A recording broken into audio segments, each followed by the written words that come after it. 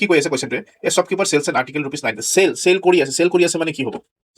cell কৰি আছে মানে কুৱেশ্যনটো কি হ'ব কুৱেশ্যনটো কৈ আছে চেলিং প্ৰাইচ এছ পি কিমান দি আছে ইয়াতে 900 দি আছে চিপি ওলাব দিছে আৰু প্ৰফিটত চেল কৰে চেলিং প্ৰাইচটো ডেট মিনছ হোৱাট আপোনাৰ যিটো কষ্ট প্ৰাইচ হ'ব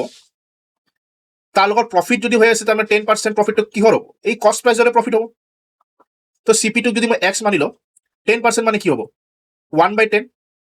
কেনেকে এই আগৰ চিষ্টেম 10% মানে তলত 100 আহিব কাটি দিলে 10 1 jar 10 10 10 100 তো 1/10 আহিব 1/10 অফ মানে ইনটু হয় আৰু চিপি কিমান আছিলে এক্স বুলি মানি দিছে আৰু চেলিং প্ৰাইচটো কিমান দিছে 900 দিছে চাওক 10x plus 1x it would be 11x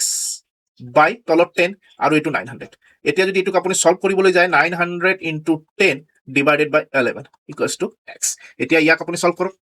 9000 যদি আপুনি 11 এৰে ডিভাইড কৰে 9000 আপুনি ডিভাইড যদি কৰে 11 এৰে কিমান আহি আছে 88820